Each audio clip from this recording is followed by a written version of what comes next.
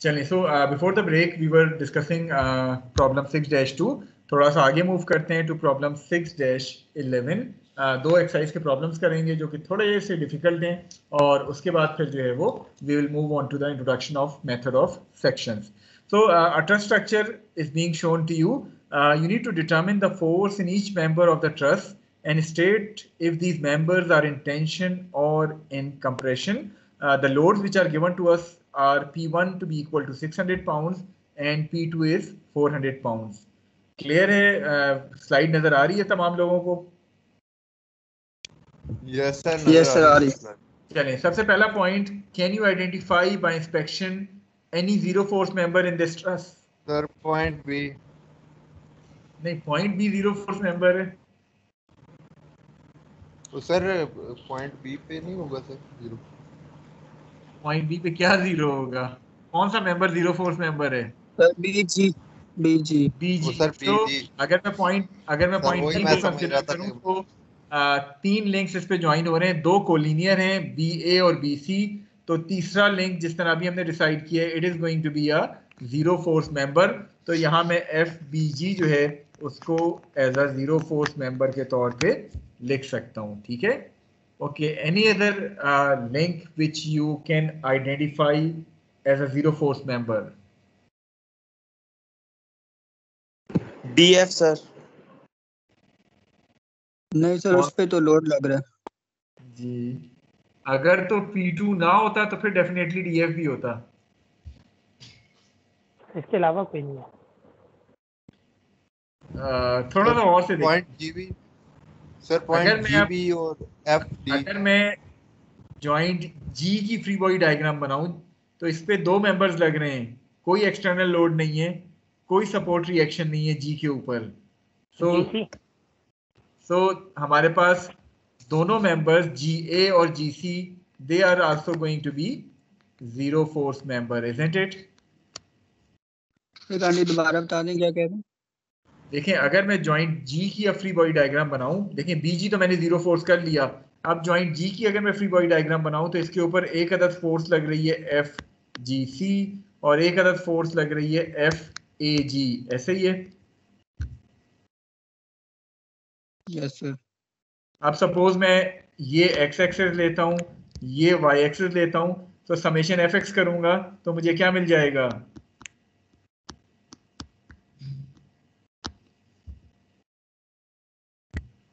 F A G equal to 0.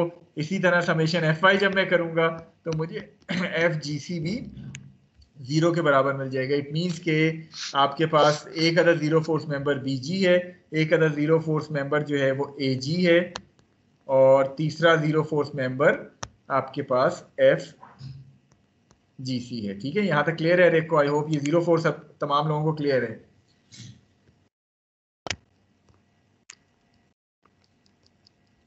Yes, so sir, now clear. in order to perform the analysis of this truss, what should be the starting point? Sir see कर लो. हाँ, B कर ले sir. Sir ए कर ले. यार करने के बजाय जरा गौर से देख के बताएं कहाँ से हमें शुरू करना चाहिए. Sir B. चलें, अगर मैं बी से स्टार्ट करता हूँ, suppose I am starting from joint B. B के ऊपर वो दो तो जीरो फोर्स मेंबर हो गए.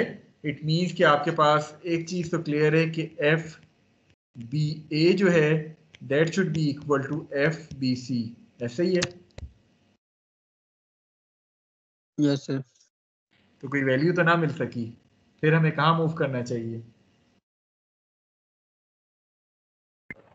पॉइंट डी की तरफ. पॉइंट डी की चले, पॉइंट डी की अगर मैं बात करूं तो पॉइंट डी के ऊपर मैं अगर फ्री बॉडी डायग्राम बनाऊं तो चार फोर्सेस हैं. वन इज दिस फोर्स जिसको डीई कहेंगे, second one is this force जिसको सीडी या डीसी कह लें, एक ये डीएफ है और एक पी2 है. तो आप अपनी जो एक्सिस डिफाइन करते हैं वो भी कुछ इस तरह डिफाइन कर लें कि आपके पास ये एक्स एक्सिस आ जाएं, ये वाई एक्सिस आ जाएं. So once you apply summation fy, you are going to get fcd to be equal to fde. ऐसे ही है? मैं थोड़ा सा तेजी के साथ कर रहा हूँ, अगर कहीं आप फंस रहे हो, कोई क्यूरी हो, तो आप उसी वक्त पूछ सकते हैं। इसके अलावा जब मैं एक्स डायरेक्शन में अप्लाई करूंगा तो एफ डी एफ की मुझे वैल्यू नहीं मिल जाएगी? Yes sir. कितनी होगी, पॉजिटिव के नेगेटिव? Sir negative. नेगेटिव हो जाएगी। इट मीन्स कि मैंने डी एफ को अगर टेंशन में सपोज किया हुआ है तो मैं अपनी अजम्पशन को रिवर्स करके कंप्रेशन कर दूंगा। ठीक है, सो एफ डी एफ मुझे मिल गई। अब क्या मैं जॉइंट एफ के ऊपर मूव कर सकता हूँ? Yes sir. तो जॉइंट एफ के ऊपर अब मैं मूव कर जाऊंगा। थोड़ा सा आगे सोल्यूशन हुआ है, साथ साथ उसके चलते हैं। सो जॉइंट एफ पे जब मैं मूव करूंगा तो जॉइंट एफ की जो फ्री बॉडी डायग्राम है वो क्या कहती है? एफ एफ ई जो है वो अननोन है, इसको मैं यहाँ अननोन फोर्स के तौर पे लिखूंगा। What about F F C? वो भी अननोन है, उसको भी मैंने सपोज कर लिया टेंशन में। डी एफ मैं निकाल चुका हूँ कि कंप्रेशन में मेरे पास आएगी, तो डी एफ को मैं उसकी करेक्ट डायरेक्शन में शो कर लूंगा। Now I need the angles as well. ऐसे ही है ये। बॉटम पे जो फिगर शो की गई है ये थीटा फाई आप आइडेंटिफाई कर सकते हैं कैसे आए? फाई कैसे फाइंड किया गया है? Can you identify that phi? Sir एक एंगल 90 है तो दूसरे 45 होंगे। that is a mistake। देखिए फाई आप फाइंड कर सकते हैं यूजिंग दैट टेंजेंट फार्मूला। अगर आप थोड़ा सा इस ट्रायंगल को कंसीडर करें जो मैं येलो से बना रहा हूँ, ये येलो ट्रायंगल नजर आ रहा है हर एक को?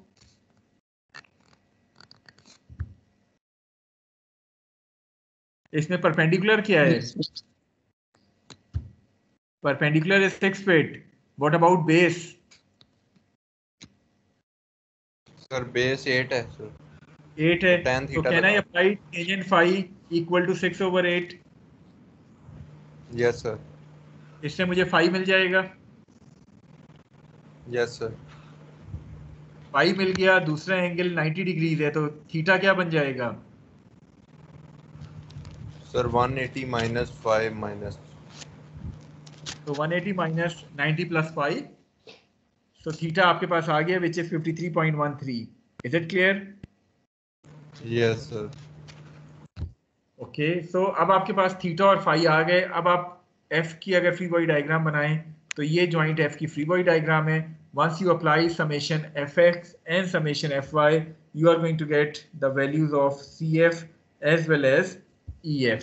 सो आपके पास ये वैल्यूज आ गई हैं। उसके बाद जो है वो आप जॉइंट सी फाइनली कंसिडर कर लें, और जॉइंट सी के ऊपर आपको एफ बी ए और एफ डी ई दोनों की वैल्यूज जो है वो मिल जाएंगी। Is it clear to all of you? कोई चीज, कोई पॉइंट जो आपको ना समझ आया हो? सर ये एंगल वाला पॉइंट रिपीट कर दें, उस टाइम आपकी आवाज कट रही थी। एंगल देखें, सबसे पहले अगर हम इस थीटा और फाई की बात करें, क्योंकि मेन इसमें थीटा और फाई, अगर वो पता चल गया फिर तो आपने उन कंपोनेंट्स को रिजॉल्व करना है। सो फाई निकालने के लिए अगर आप टॉप फिगर में देखें एक येलो ट्रायंगल बना हुआ है, ये येलो ट्रायंगल नजर आ रहा है आपको? Yes yes. इसमें परपेंडिकुलर जो है विच इज 6 फुट, वो भी आप आइडेंटिफाई कर सकते हैं। ओके सर, ठीक है। जो बेस है वो 8 फुट है, सो फाई हो जाता है tan phi is perpendicular over base, तो 6/8, सो फाई आपके पास tan इनवर्स 6/8 आ गया। Once you have determined phi, आपके पास ट्रायंगल का एक एंगल 90 है, एक फाई है, तो तीसरा एंगल थीटा होगा। टोटल एंगल 180 होता है, तो थीटा क्या हो जाएगा? 180 माइनस 90 प्लस वाई। समझ गए? ओके सर, ठीक है। सर ये पॉइंट डी के ऊपर सर ये कंप्रेशन किस तरह आता है? पॉइंट डी के ऊपर कंप्रेशन कौन से मेंबर का? डीएफ का? Yes sir.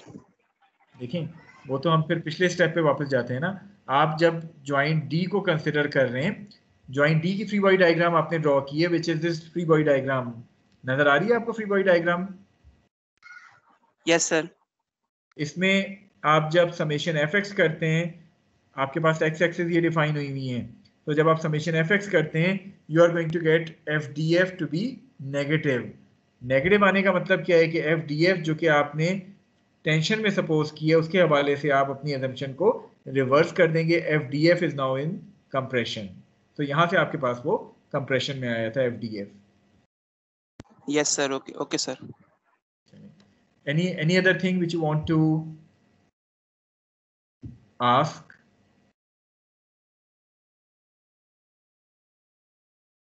अच्छा, अब एक और काम करते हैं जस्ट फॉर योर अंडरस्टैंडिंग। मैं अगर ओरिजिनल क्वेश्चन पे वापस जाऊं और ओरिजिनल क्वेश्चन पे वापस जाके मैं सिर्फ इतनी चेंज कर दूं कि मेरे पास यहाँ P2 एग्जिस्ट नहीं करता, ठीक है। तो ओरिजिनल क्वेश्चन पे वापस जाके मैंने आपसे कहा कि आपके पास जो क्वेश्चन है उसमें सिर्फ और सिर्फ एक अप्लाइड लोड है and that is P1। P2 आपके पास एग्जिस्ट नहीं करता है। अब क्या मेरे सोल्यूशन पे कोई फर्क पड़ेगा? Yes sir. Yes, sir sir, FDF तो जीरो DF फोर्स जो है मेंबर वो बन जाएगा। जीरो फोर्स अब क्या होगा? DF। सबसे पहली बात, चलें जीरो फोर्स तो बाद की बात आएगी। आपके पास ये ट्रस जो है वो सिमेट्रिक ट्रस हो गया अब, isn't it? Yes sir. Yes sir. Symmetric truss क्या यस होता है? सर। सर एक साइड पे जो चीज़ है वो दूसरी साइड पे भी सेम है।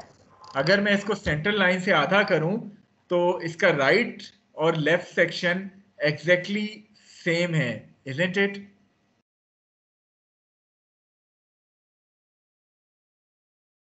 Yes sir. सेम तो वो उस वक्त भी था जब P2 अप्लाई हो रहा था, ऐसे ही है, ट्रस तो वही था ना।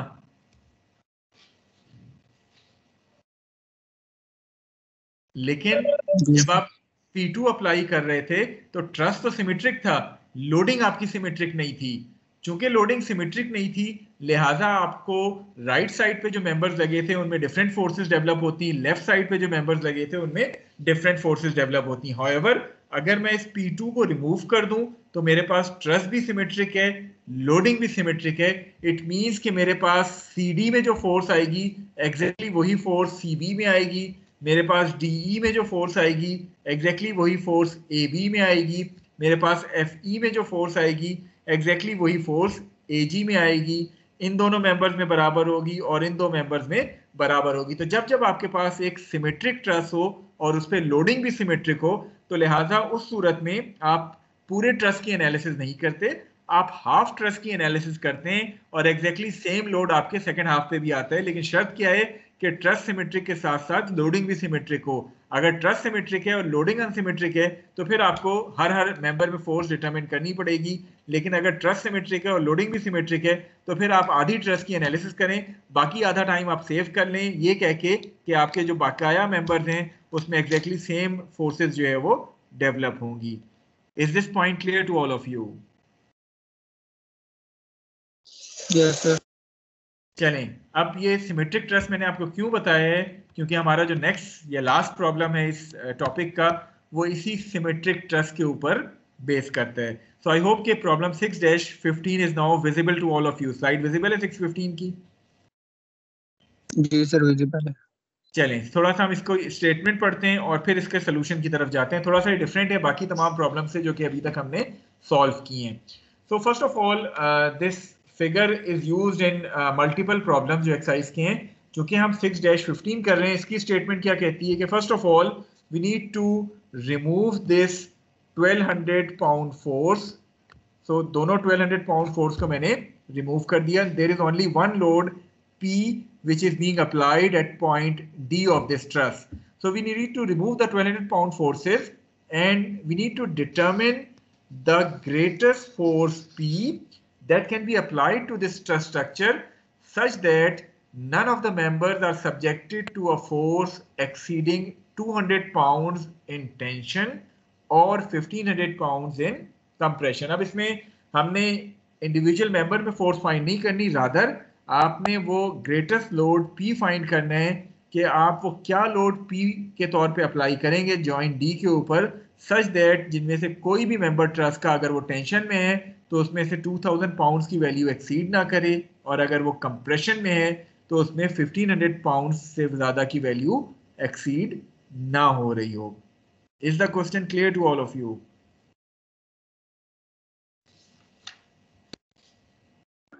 Yes sir.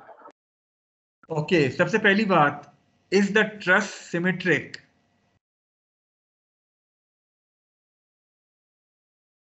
Yes sir.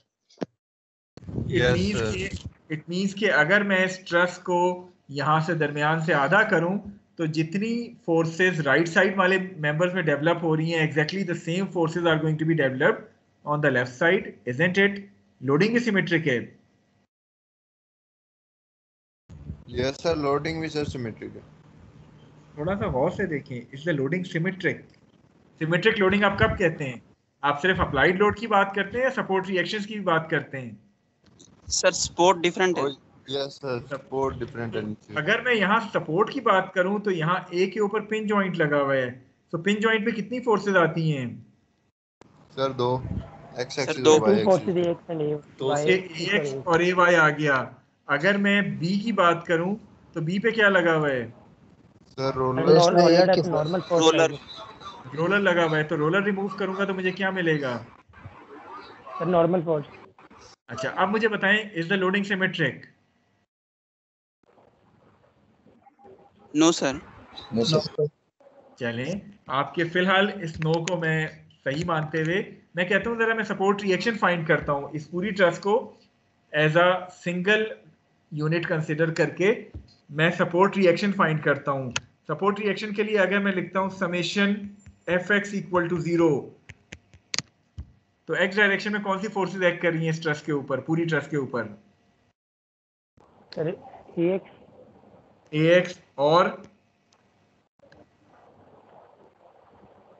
Sir F E D. देखिए, एक्स साइन थीटा।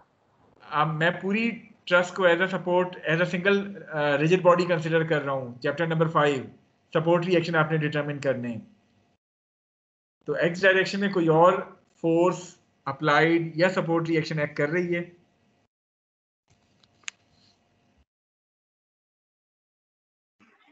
एक्सेस में कोई नहीं है सर। कोई सपोर्ट नहीं रिएक्शन एक्ट कर रही। इट मीन्स कि मैं लिख सकता हूँ A X to B equal to 0, ऐसे ही है,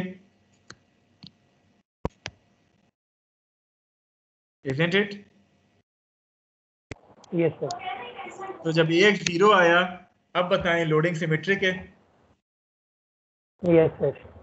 ठीक है, तो it is a symmetric truss, although bye inspection मैं देख रहा हूं कि लोडिंग सिमेट्रिक मुझे नजर नहीं आ रही थी क्योंकि AX भी आ रहा था, but once I have determined that support reaction AX comes out to be 0, it means कि मेरे पास लोडिंग भी अब सिमेट्रिक हो गई है। Is this point clear to all of you? Yes.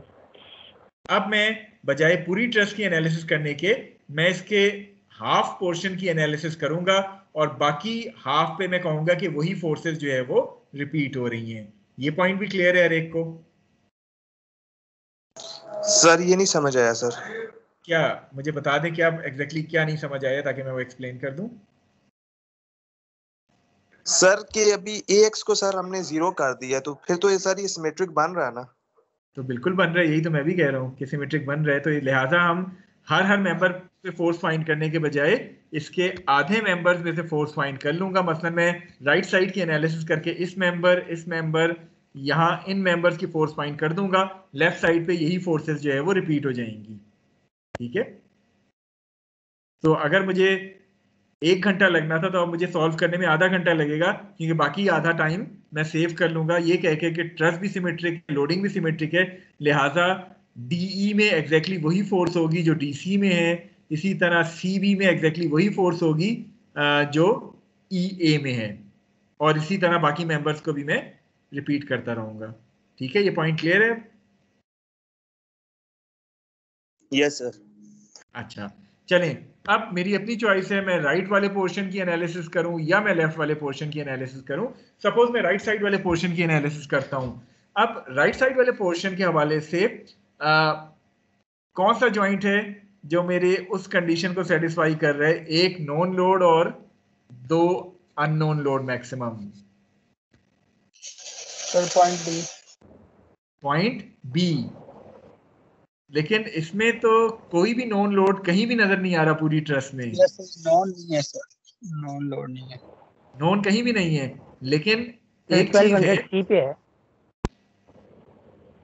क्या चीज? सर? सी पे 1200 का नॉन लोड है। नहीं, वो तो उसने, आप पहली लाइन पढ़ें तो उसने कहा है रिमूव दैट 1200 पाउंड फोर्सेस, तो वो तो कंसिडर ही नहीं करनी इस प्रॉब्लम में। Okay sir. Sir point D कर सकते हैं ना? देखें, अब आपने करना क्या है, थोड़ा सा गौर से इस क्वेश्चन को देखें। आपने चूंकि P का वो ग्रेटेस्ट मैग्नीट्यूड फाइंड आउट करना है जो कि इन कंडीशंस को सेटिस्फाई कर सके, लिहाजा आप तमाम ट्रस्ट मेंबर्स की forces in terms of P निकाल लेंगे। याद है, इसी किस्म का हमने एक प्रॉब्लम किया था when we were discussing chapter number 3। Do you remember that problem कि हमने तमाम वो लोड P की फॉर्म में निकाल लिया था? जी, कुछ याद आया है? ठीक है, तो चूंकि हमारे पास कोई नॉन लोड नहीं है, हम तमाम फोर्सेस, जो तमाम मेंबर्स हैं उनकी forces in terms of P निकाल लेंगे और फिर हम देखेंगे कि इस कंडीशन को, यानी 2000 और 1500 वाली जो कंडीशन आपको गिवन है यहाँ, इसको किस तरह हम सेटिस्फाई कर सकते हैं। इस सूरत में अगर आपको P की फॉर्म में निकालना है तो सबसे पहले आपको सपोर्ट रिएक्शन की भी जरूरत होगी। सपोर्ट रिएक्शन के लिए आप पूरी ट्रस्ट को कंसिडर करें और आप summation MA equal to 0 apply कर लें, यानी आप तमाम मोमेंट जो है वो अबाउट पॉइंट A लें। तो BY का मोमेंट अबाउट पॉइंट A क्या बनता है?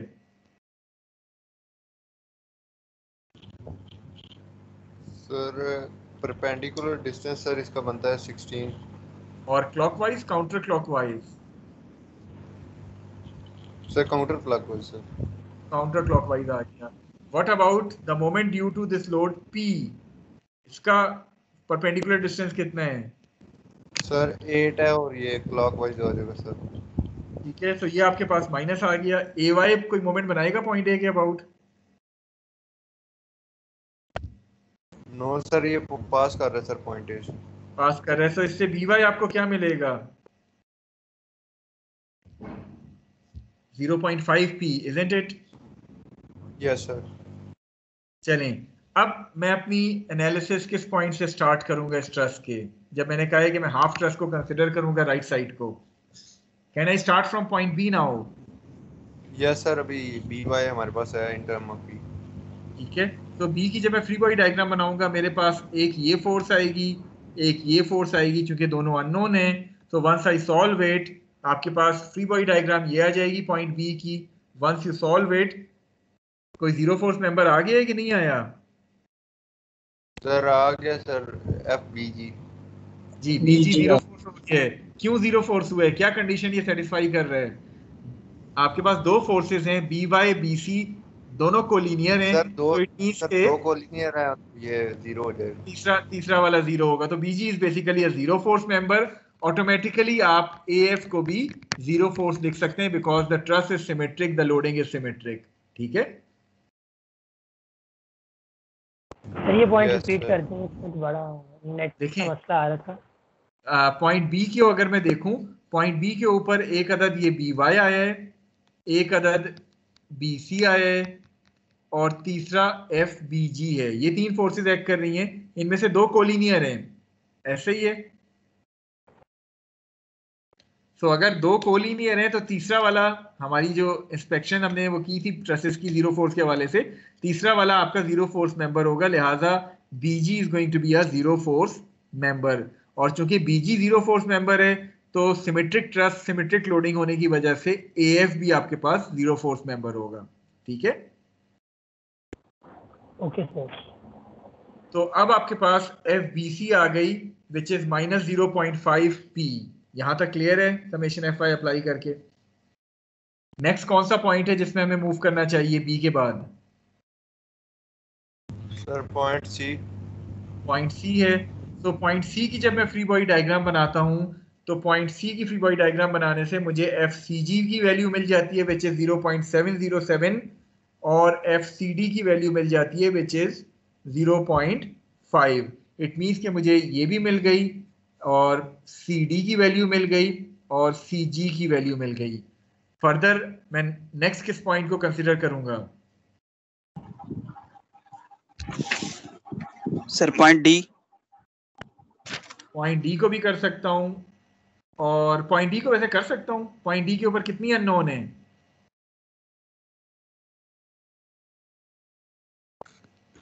सर 4 अननोन है। 3 अननोन है, 4 तो नहीं है। CD तो मुझे पता चल गई ना in terms of P। Yes right. तो 3 अननोन है, तो क्या मुझे D पे मूव करना चाहिए या G पे?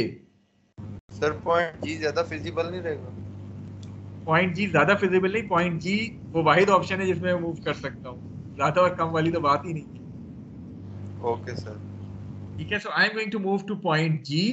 पॉइंट G पे जब मैं अप्लाई करता हूँ इक्वेशंस ऑफ इक्विलिब्रियम, तो मुझे FDG की वैल्यू मिल जाती है और FFG की, यानी अब मेरे पास राइट साइड पे जो भी मेंबर्स आ रहे थे उन तमाम मेंबर्स की वैल्यू मिल गई है। Is this point clear to all of you?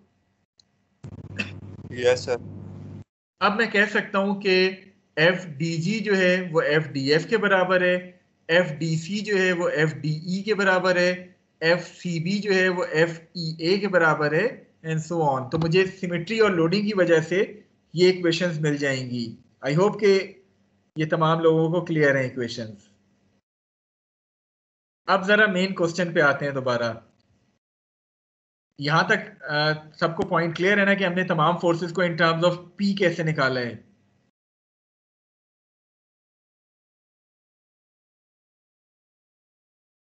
Ji, any query Yes, up sir. To this point? No sir. चलिए, अब जरा क्वेश्चन मुझे एक दफा दोबारा पढ़ने दें।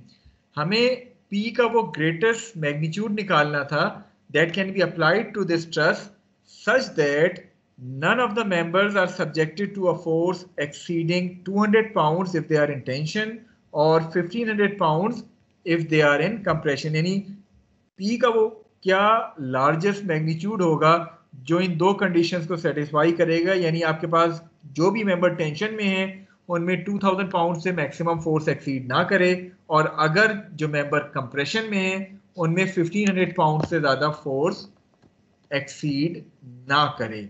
वो किस तरह करेंगे, कोई स्टूडेंट बता सकते हैं? इन फोर्सेस की वैल्यू देख के मुझे बताएं कौन सा मेंबर जो है वो मैक्सिमम टेंशन में है। FFG। FFG। So FFG is basically in maximum tensile force, is developing maximum tensile force. What about the maximum compressive force? वो किस मेंबर में आ रही है?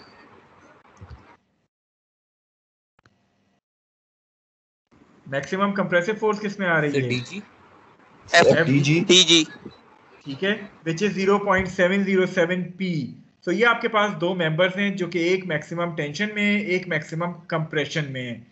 अब सबसे पहले आप करेंगे क्या कि आप ये वाली जो फोर्स है विच इज 0.707 P, इसको कंप्रेशन में मैक्सिमम फोर्स कितनी अलाउड है? 1500। 1500। इसको आपने 1500 के बराबर पुट कर दिया, ठीक यस है। सर। इससे P की वैल्यू आपके पास क्या आई? कैलकुलेटर है किसी के पास? 1500 को डिवाइड करें 0.707 से, so value comes out to be 2121.64. So is it violating the second condition of tension? Yes sir। Yes sir. Yes sir. Okay, तो आपने किया क्या कि मैक्सिमम कंप्रेशन 0.707 P था, उसको आपने 1500 जो अलाउड मैक्सिमम कंप्रेसिव फोर्स है उसके बराबर पुट कर दिया। That will give you the value of P to be equal to 2121.64, and since the maximum tension force is equal to P, तो वो आपकी वो 2000 वाली कंडीशन को वायलेट कर देती है। इट मींस कि आपके पास ये वाला सोल्यूशन तो वैलिड नहीं है।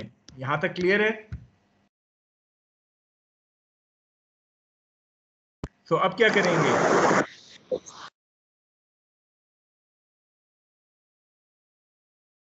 मैक्सिमम टेंसाइल फोर्स कितनी आप ले सकते हैं? 2000 ले सकते हैं। 2000 ले सकते हैं। इट मींस कि अगर आप P की वैल्यू को 2000 पुट कर लें, अगर आप P की वैल्यू को 2000 पुट कर लेते हैं तो आपके पास कंप्रेशन में कितनी मैक्सिमम फोर्स आएगी? 0.707 P। तो 0.707 इंटू 2000 कितना बनता है? 1414 पाउंड। तो क्या ये 1500 से एक्सीड कर रहा है?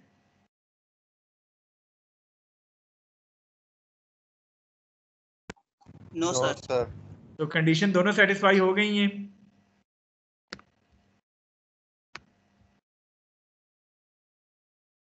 इट मींस के the maximum value of P for this particular trust should be equal to 2000 pound. इससे आपकी टेंशन और कंप्रेशन वाली जो दोनों मैक्सिमम कंडीशन है वो सेटिस्फाई हो रही हैं।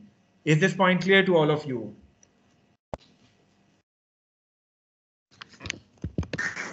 Yes sir. चलें, so with this our method of joint is now complete। आपको इससे रेलिवेंट असाइनमेंट भी आज नहीं तो कल लाजमी MS टीम से मिल जाएगी। ज़्यादा प्रॉब्लम नहीं, मैक्सिमम 3, हो सकता है 2 प्रॉब्लम दिए जाएं, लेकिन अगर हो मैक्सिमम 3 प्रॉब्लम्स तक आपको दिए जा सकते हैं असाइनमेंट में, जो कि आपने सबमिट करवाने होंगे ऑन ड्यू डेट, जो कि संडे या मंडे होगी। और आपका क्विज भी इसी पर्टिकुलर टॉपिक से होगा, मेथड ऑफ जॉइंट से, ऑन नेक्स्ट वेडनेसडे। कल वाले वेडनेसडे में नहीं, लेकिन नेक्स्ट वेडनेसडे में LMS पे आपका 4:30 पे क्विज होगा, उसी तरह जिस तरह आपका क्विज नंबर 1 कंडक्ट किया गया था। क्लियर है तमाम लोगों को? Okay, just a quick introduction of the method of section, जिसको हम कंटिन्यू करेंगे अपनी कल वाली क्लास में भी। मेथड ऑफ सेक्शन की अगर हम बात करें, सो मेथड ऑफ सेक्शन जो है वो आपका किस प्रिंसिपल पे बेस करता है, कुछ याद है? जो हमने कई दफा डिस्कस किया है शुरू में।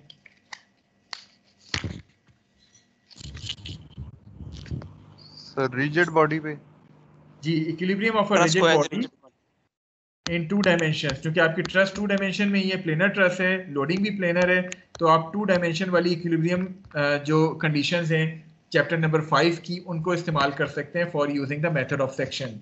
Can any one of you repeat कि वो क्या कंडीशंस या इक्वेशंस थी जो कि हमने इस टॉपिक में पढ़ी थी 2 डायमेंशन इक्विलिब्रियम में? कौन सी 3 इक्वेशंस थी जिनको हम इस्तेमाल करते थे?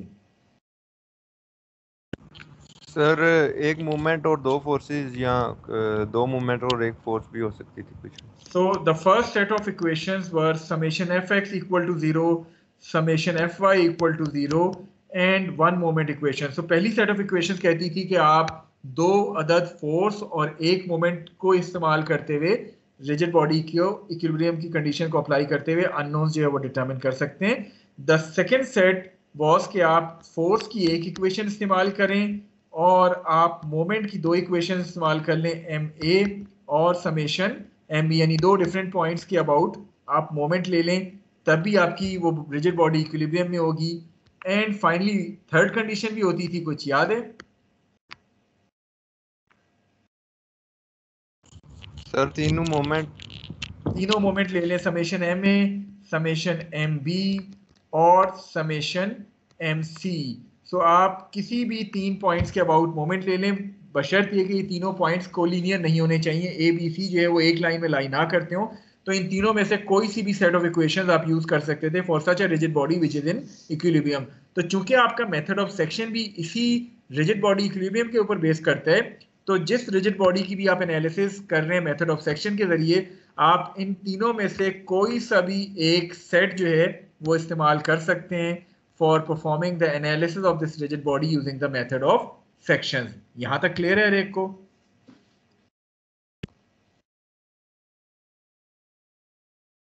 Yes sir. अब किन सोल्यूशन या किन प्रॉब्लम्स में आपको मेथड ऑफ जॉइंट यूज करना है, किन में आपने मेथड ऑफ सेक्शन यूज करना है? जब आपको कंप्लीट ट्रस्ट की एनालिसिस के लिए कहा जाए, कंप्लीट ट्रस्ट से क्या मुराद है कि हर मेंबर में आपने फोर्स डिटरमिन करनी है उस ट्रस्ट के, तो then you are going to use the method of joints. इसके मुकाबले में अगर आपसे कहा जाए कि you need to determine the force in only few members of the trust rather than the complete trust, यानी आपसे कहा जाए कि आप फलाना 2 या 3 मेंबर से डिटरमिन कर लें फोर्सेस, कंप्लीट ट्रस्ट की एनालिसिस ना करें, तो उस सूरत में आप मेथड ऑफ सेक्शन का इस्तेमाल करते हैं। सो अगर कंप्लीट ट्रस्ट की एनालिसिस करनी है, मेथड ऑफ जॉइंट यूज करते हैं। अगर कुछ स्पेसिफिक मेंबर्स में फोर्सेस फाइंड करनी है, तो फिर हम मेथड्स ऑफ सेक्शन का इस्तेमाल करते हैं। This trust or this method of section is based on the principle of equilibrium of a rigid body, जो कि हम इससे पहले जो है वो ऑलरेडी डिस्कस कर चुके हैं। इससे पहले आपने ड्राइंग में सेक्शनल व्यू पढ़े हैं? क्या होते हैं सेक्शनल व्यू? जी, एनी आइडिया सेक्शन क्या होते हैं? कट कर देते हैं आप। कटिंग के बाद जो हमारे पास हिस्सा बचता है सर उसको सेक्शनल व्यू। फॉर एग्जांपल मैं आपसे कहूं कि अगर आप फ्रंट व्यू देख रहे हैं, आपके पास एक अदद हॉलो सिलेंडर है, इसका आपने हाफ सेक्शनल व्यू बनाना है, तो हाफ सेक्शनल व्यू क्या होता है? कितना कट करेंगे? दरमियान से कट कर। नहीं सर, इसको हाफ सर हमने सेक्शन करना है, हाफ कट करना है इसे, बाकी हाफ उसी तरह रिमेनिंग रहेगा। हाफ सेक्शनल व्यू क्या है? मैं इसको यहाँ से लेके यहाँ तक कट कर दूं?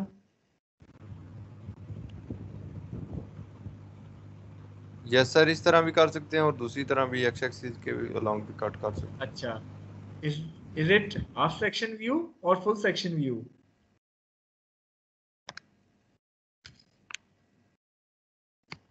हाफ सेक्शन में आप बेसिकली 1/4 या क्वार्टर उसका कट करते हैं। जो फुल सेक्शन है उसमें आप उसको हाफ में सेक्शन करते हैं या हाफ कट करते हैं। ठीक है, तो ये तो आई होप के इंजीनियरिंग ड्राइंग में आपने पढ़ा होगा।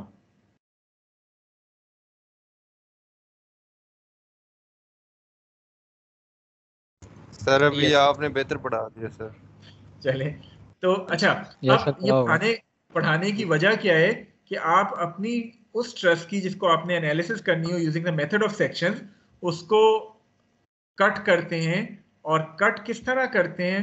मसलन आपने जिन जिन मेंबर्स में से फोर्सेस डिटरमिन करनी है, आप उस ट्रस्ट को कट इस तरह करते हैं कि एटलीस्ट वो मेंबर्स जो है वो लाजमी कट हो रहे हो। फॉर एग्जांपल आपको ये एक अदर ट्रस्ट दिखाई गई है at the bottom part of the slide.